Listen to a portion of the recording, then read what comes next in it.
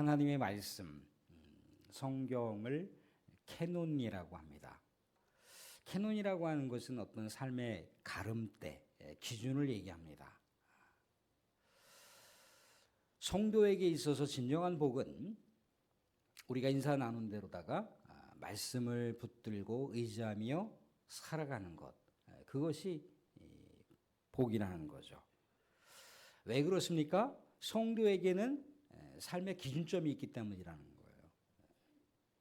선택의 갈림길에서 어떻게 할지 모르는 갈팡질팡하는 상황 가운데 이쪽 길을 선택해야 되겠다라고 하는 삶의 판단의 기준점을 갖는다라고 하는 것이 복입니다.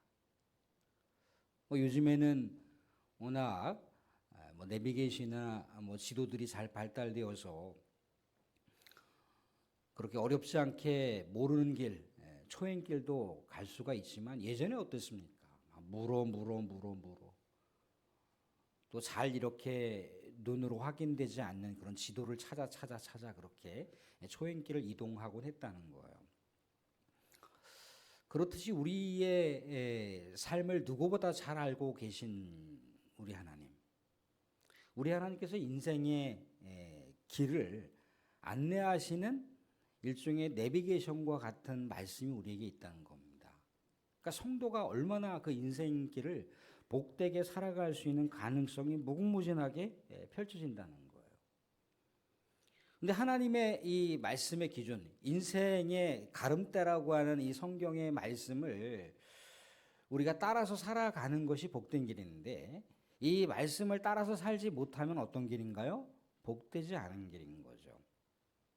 복되지 않는다고 했을 때 그것이 그냥 그렇게 복을 못 받는 삶인가 보다 그렇게 생각할 수가 있는데 그렇지가 않잖아요. 지난번에 우리가 시편 1편에 대한 말씀을 나눌 때도 마찬가지입니다.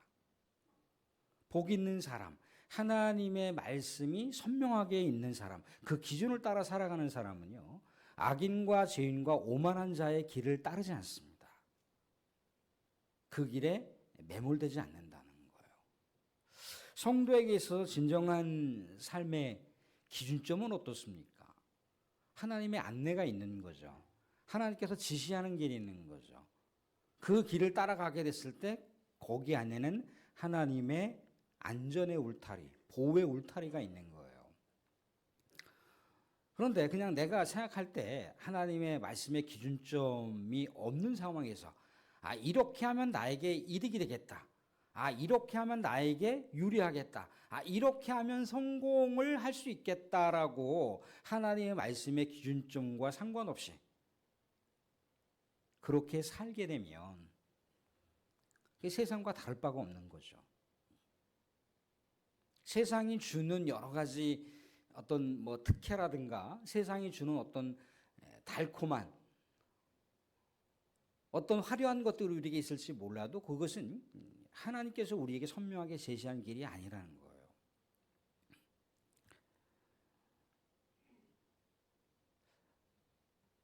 사랑하는 분들, 우리가 이 땅 가운데 살게 되면 성도는 우리 심령 가운데 예수 그리스도가 있어요. 그죠? 예수 그리스도를 또 입으로 고백하고 마음으로 믿기 때문에 우리 성도는 다 구원을 받습니다. 그런데 성경은요, 구원받는 것으로 그렇게 성경의 이야기에 일단락지지 않습니다. 구원받은 성도들도 우리 하나님 앞에 행위심판이 있을 것이라고 얘기한다는 거예요. 행위심판의 기준점이 뭔가요? 우리 하나님의 판단 기준점이 뭔가요? 성도가 삶의 기준점이라고, 삶의 나침판과도 같은 그 말씀대로 따라 살아갔느냐가 우리 하나님의 판단의 기준점이 되겠죠.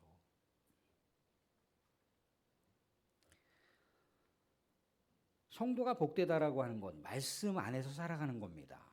말씀을 붙들고 살아가는 겁니다. 말씀이 안내하는 길을 따라 살아가는 겁니다.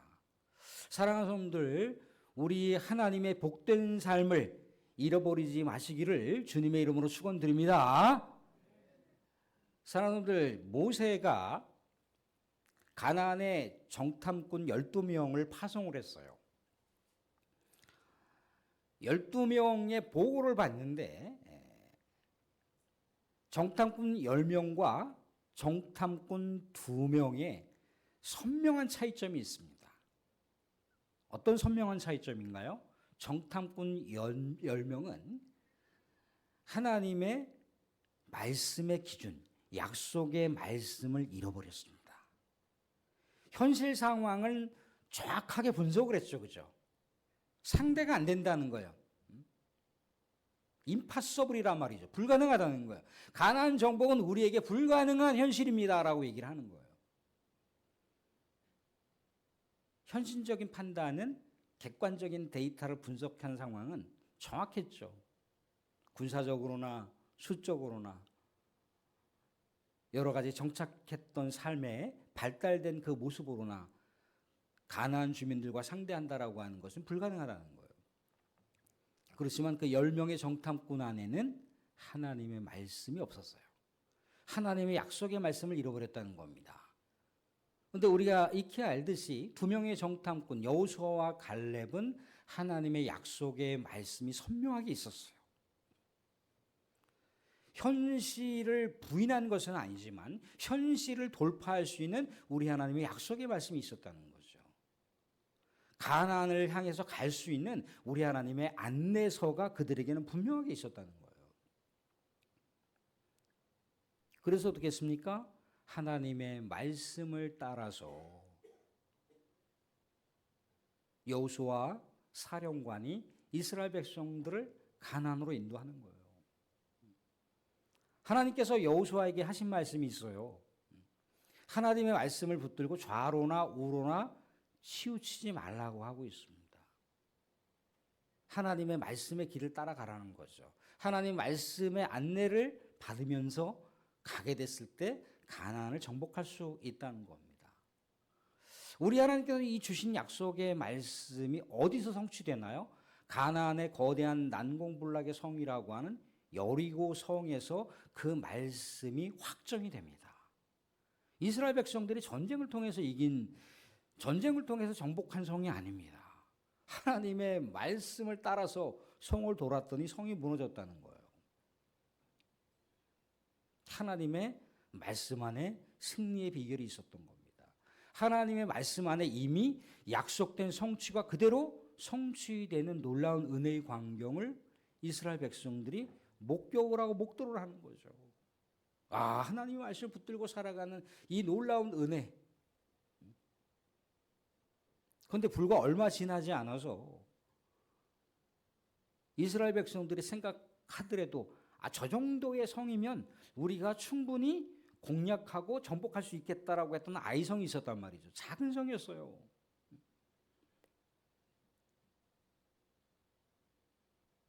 여호수아의 참모진들이 그랬죠. 아유 뭐 사령관님이시여, 우리가 뭐 이스라엘 백성들이 그렇게 대거 갈 필요가 있겠습니까? 소수의 정예부대만 가서 정복해도 충분한 성이니까 이스라엘 백성들이 그렇게 모두 수고할 필요가 없을 것 같습니다. 여호수아가 그들이 합리적으로 그렇게 이야기하는 것을 그대로 따라버려요. 어떻게 됐던가요? 아이성 전쟁에서 패배를 하고 잘못했다가는 이스라엘 백성들의 존폐 위기가 그 상황 가운데 위치되었던 거예요. 잘못했다면 이스라엘 백성 공동체가 공중분해될 수 있는 상황이었다는 거예요. 하나님의 말씀을 따르지 않고 이렇게 하면 될 것이다라고 하는 어떤 뭐 전쟁의 노하우가 있었는지 모르겠지만 그렇게 하면 될 것이다라고 그렇게 생각을 했다는 거예요. 하나님의 말씀을 제껴놓고.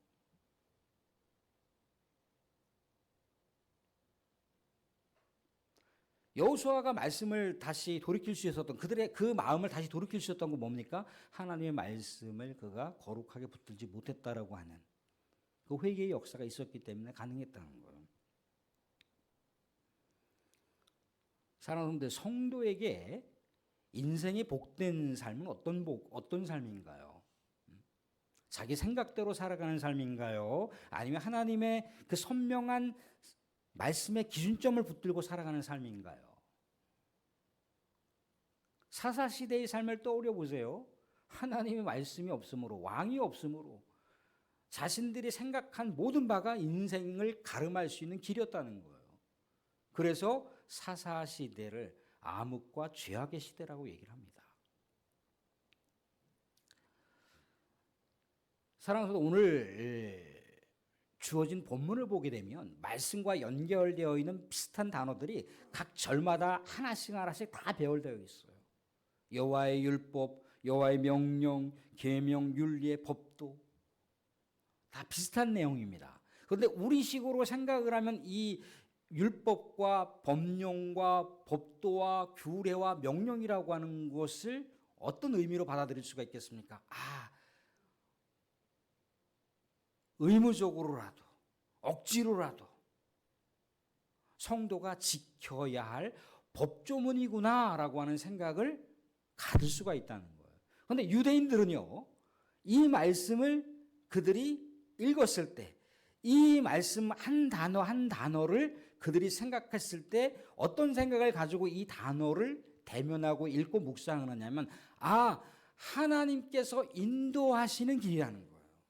하나님의 안내가 있는 길이라는 거예요. 하나님의 안전과 하나님의 보호를 받을 수 있는, 하나님께서 이끌어 가시는 인생을 성공적으로 갈 수 있는 지침이라는 거예요. 그렇게 받아들이는 거예요. 그러니까 율법이라든가 어떤 규례라든가 어떤 법도라고 하는 것을 그저 그렇게 그들이 율법을 통해서 하나님의 구원을 받지 못한다, 뭐 그런 식으로만 받아들일 게 아니라는 거예요. 이스라엘 백성들의 삶의 자세가 그렇다는 겁니다. 우리가 알듯이 하나님의 말씀을 필사하는 서기관들은 어땠다고 합니까? 여호와라고 하는 단어만 나오더라도 그들이 기록했던 그 붓을 잠깐 내려놓고 깨끗하게 목욕을 제기하고 와서 다시 새 붓으로 여호와라고 하는 이름을 기록했다고 하지 않습니까? 그만큼 이 여호와께서 주시는 이 가르침, 인생의 안내, 인생을 축복된 길로 인도하는 이 삶의 방향, 그들은 그 말씀을 사모할 수밖에 없었다는 거예요. 쉬하로 묵상하는 거예요. 쉬하로 묵상하는 겁니다. 쉬하로 묵상한다는 얘기 뭡니까? 그 말씀대로 살겠다라고 하는 결기를 보여주는 거잖아요. 사랑하는, 왜 오늘 말씀 119편을 보게 되면은 그 엄청난 분량이 기록되어 있어요. 그죠? 176절로 기록되어 있는데 이 페이지가 몇 페이지나 넘어갑니다. 그죠? 근데 내용을 보시면 알지만 다 말씀과 연결되어 있는 내용이라는 거예요. 왜 이렇게 119편에서 이 말씀을 강조할 수밖에 없었던 이유가 뭘까요? 말씀의 기준점을 잃어버렸을 때에 실패했던 삶, 나라가 패망했던 삶을 그 백성들은 경험했기 때문이라는 거예요. 나라를 잃고 보니까 만국의 한을 품고 이곳저곳으로 끌려다니는 삶을 살다 보니까 페르시아에 의해서 비록 고국으로 돌아올 수 있는 우리 하나님의 은혜를 입었지만 고국으로 돌아왔을 때 모든 고국 자체가 폐허의 땅이 됐단 말이죠. 완전히 다 망가진 땅이 되어버렸어요. 살 수 없는 척박한 땅이 되었단 말입니다. 하나님께서는 분명히 가나안을 젖과 끓이 흐르는 가나안 땅으로 이스라엘 백성들에게 언약의 말씀대로 하사하셨는데 그 땅이 어떻게 된 겁니까? 그 땅이 불모지가 되어버린 거예요. 사람이 살 수 없는 환경이 되어버렸다는 거예요. 그 백성들이 포로 귀환 때나 아니면 포로민으로 살았을 때의 삶을 생각해 보는 거예요. 어찌해서 우리가 이스라엘 공동체가 왜 무너졌을까? 왜 이스라엘 백성들, 하나님의 선민이라고 하는 이 땅이 왜 외세에서 짓이겨지고 무너졌을까? 떠올려 보니까 모세오경에 선명히 기록되어 있는 거예요. 하나님 말씀을 떠나지 말라고. 하나님의 말씀을 떠나는 순간 하나님의 보호와 장치가 무너질 것이라고 분명히 얘기했다는 거예요. 이방인의 공격을 당할 것이고 이방인에 의해서 나라가 뺏길 것이라고 분명히 얘기했다는 거예요. 하나님의 말씀을 붙들고 살 때는 이방인이 쳐들어와도 이방인을 7길이나 쫓아간다라고 되어 있는데, 말씀을 잃어버렸을 때는 이방인이 쳐들어왔을 때 7길로 도망한다라고 되어 있더라는 거예요. 아, 우리 하나님 말씀을 잃어버렸구나. 그저 그렇게 가나안 백성들과 눈이 좋고 매부 좋고 그냥 그들이 그렇게 살아가는 삶의 방식대로다가 그저 그렇게 함께 어울리고 함께 유흥과 향락을 즐기면서 그렇게 멋지게 그 백성들과 어울리면서 살아가는 삶이 근사한 삶이고 괜찮은 삶이고 그것이 가나안 땅에서 성공적인 삶이라고 생각했는데, 그렇게 살다 보니 하나님의 선민, 하나님의 말씀의 기준점을 잃어버린 거예요.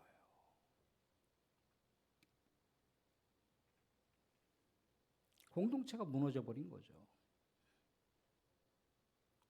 공동체가 넘지 말아야 할 금도가 있는 거예요.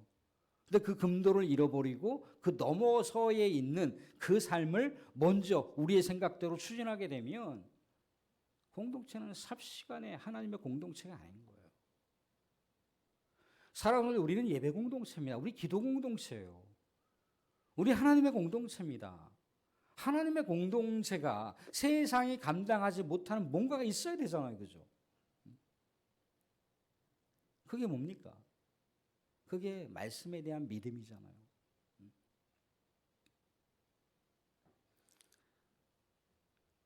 이스라엘 백성들이 어느 순간인가 야, 우리가 하나님의 말씀하고 너무 상관없이 살아가는 게 아닌가. 아, 우리가 우리 하나님의 말씀의 기준점에서 벗어나 있구나라고 하는 것을 자각하고 우리 하나님께로 돌아왔다면 그들의 인생의 역사, 이스라엘 역사가 판도가 달라졌겠죠. 그런데 그러지 못했다는 거예요. 이 역사, 이 원리는 우리들에게도 동일하게 제시하고 있습니다. 예수 그리스도를 믿는 성도가 하나님의 말씀의 기준점을 잃어버리지 말아야 그것이 성공적인 삶이라는 거예요. 그것이 복된 삶이라는 거예요. 정치권에서 요즘에 이렇게 얘기합니다. 이는 이고 눈은 눈이다. 눈은 눈이고 이는 이다. 그게 뭡니까? 그게 율법이라는 거예요. 예수님께서도 말씀하셨잖아요. 그죠?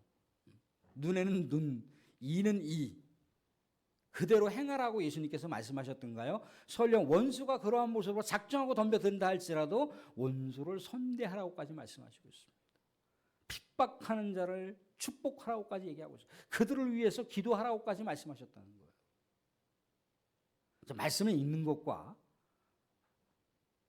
말씀을 행하는 것은 엄청난 차이가 있습니다. 그 안에는 삶의 고단함이 있고요. 그 안에는 치열한 영적 전쟁이 있어요. 그런데도 불구하고 우리 하나님의 말씀의 기준점을 붙들고 살아가는 게 포기하지 않습니까?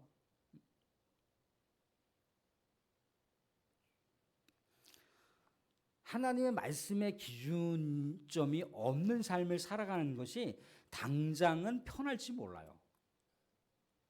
당장은 뭔가 괜찮게 살아가는 삶처럼 볼 수 있습니다. 문제가 되지 않을 수 있어요. 나중에는 돌이킬 수 없는 상황이 된다는 거죠. 우리 광기교회는 농사 짓는 분이 우리 강태원 권사님 이외에 없으신 것 같은데, 아무튼 이렇게 벼농사를 짓다 요즘에 뭐 이항기나 뭐 그런 것들이 많이 발달됐으니까 그렇지만 예전에는 뭐 이항기나 그런 기계식이 아니고 어떻게 했던가요? 못줄이라고 하는 것을 논 양옆에서 이렇게 계속 꽂아 나갔단 말이죠. 그렇죠? 못줄을 대는 게 뭡니까? 가지런하게 모를 심기 위한 것도 있지만 나중에 모가 자라서 벼가 되면은 뭔가 그 안에 숨통이 트여야 되잖아요. 그죠? 가지런하게 질서정연하게 하는 이유가 있단 말이죠. 그래서 못줄이라고 하는 것을 대놓고 못줄에 따라서 모를 심는다 이겁니다. 못줄 없이도 얼마든지 심을 수 있어요. 그리고 막 심잖아요. 그죠? 거대한 논에 그 모를 심지만 나중에는 어떻습니까? 나중에는 벼들이 숨통을 쉬지를 못해요. 수확물의 차이도 나타날 수밖에 없고요. 여러 가지 병충해도 차이가 나타날 수가 있습니다. 우리의 삶이 그렇다는 거예요. 하나님의 말씀의 기준점을 붙들고 살아가지 않으면 그냥 그저 그렇게 살아갈 수가 있어요.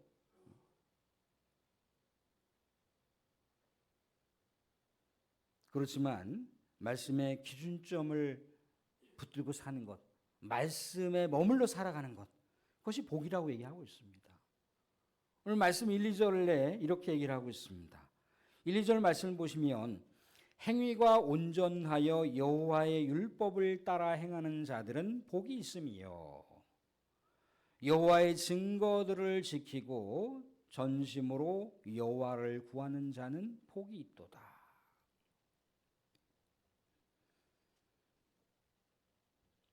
무슨 얘기겠습니까? 인생의 선택의 갈림길에서 어떻게 해야 될지 모를 때, 인생의 향방에 이 어려운 난관에서 어떤 길을 가야 될지 모를 때, 우리 하나님의 말씀을 붙들고 그 길을 가는 자들, 우리 하나님 말씀의 안내를 받으며 살아가는 자들, 그들에게는 진정한 복이 있다는 겁니다. 왜 그렇습니까? 말씀을 붙들고 살아가는 자들은 하나님이 그 인생을 붙들기 때문이라는 거예요. 하나님과 영적 교제가 이루어지기 때문이라는 겁니다. 계속해서 복된 길을 갈 수가 있어요. 사랑하는 사람들, 말씀대로 살다가 어려울 수가 있습니다. 말씀을 놓쳐버릴 수도 있어요. 그런데 그 순간 방치하면 안 됩니다. 내가 멀어져 갔던 삶을 방치해버리면 안 돼요. 방치하는 것이 그냥 그저 그렇게 세월 따라, 인생 따라, 뭐 인생이 그런 거지 뭐. 그렇지 않습니다. 빨리 그러한 삶의 상황을 돌이키셔서 다시 돌아오셔야 돼요. 하나님의 말씀의 자리로 돌아오셔야 돼요.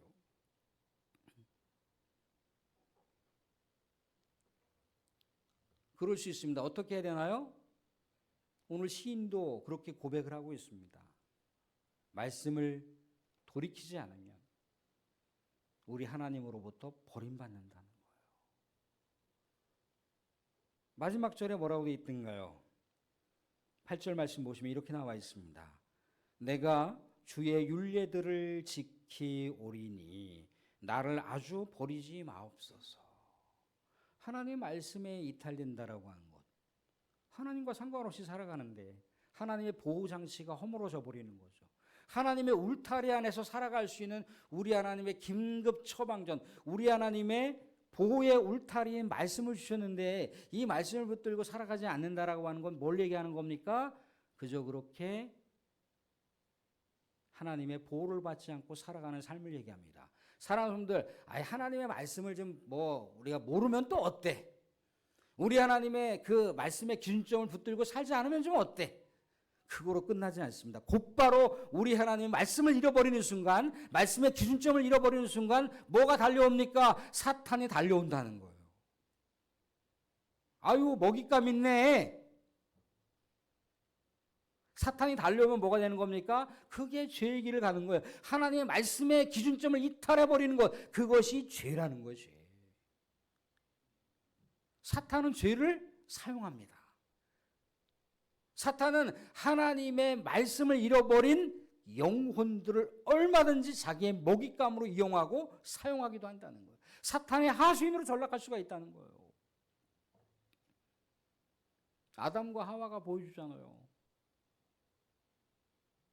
하와가 하나님의 말씀을 잃어버리는 순간 누구의 말이 달콤하게 느껴지는 거예요? 사탄의 말이 달콤하게 느껴지는 거예요. 그럴싸하게 느껴진다는 거죠. 사탄에 복종하고 말았습니다. 사탄의 하수인이 되고 말았습니다. 하나님께서 주옥과 같이 약속하신 선명한 말씀, 선악을 알게 하는 나무의 열매를 먹지 말라는 것은, 그것만 먹지 말라고 그랬잖아요. 다른 건 다 먹어도 된다고 그랬잖아요. 그것만. 인간이라고 하는 한계를 알고 살아가야 된다는 거예요. 하나님을 붙들고 의지하면서 하나님께서 주신 말씀을 따라서 살아가야 되는 것이 인생의 진정한 행복인데, 그 말씀을 잃어버리는 순간 사탄의 도구로 전락해 버렸습니다. 하나님으로부터 멀어지는 타락된 삶을 사는, 그게 죄악이라는 거예요.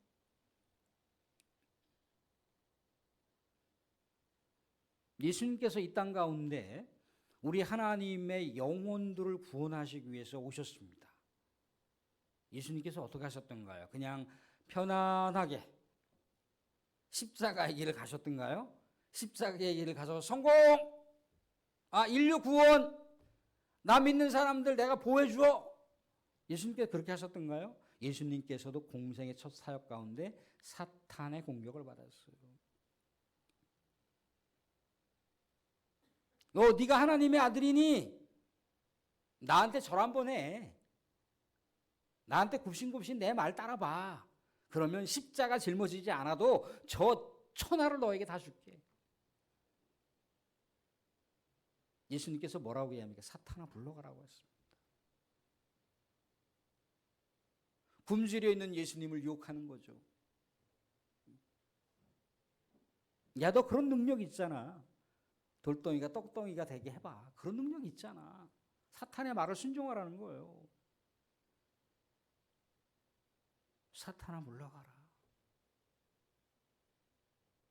사람이 떡으로만 살아가는 것이 아니라 하나님의 말씀으로 살아간다 얘기했습니다.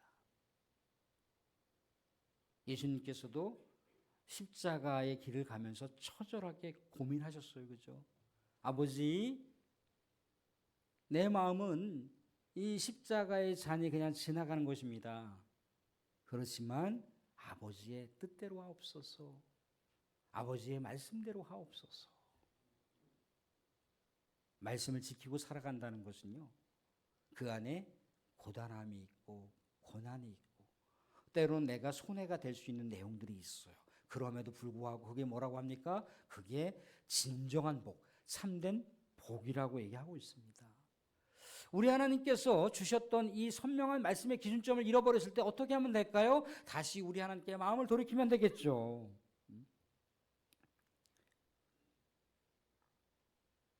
5절 6절에 보면 제가 읽어드리겠습니다. 이렇게 얘기하고 있습니다. 내 길을 굳게 정하사 주의 율례를 지키게 하소서. 내가 주의 모든 계명에 주의할 때 부끄럽지 아니하리이다.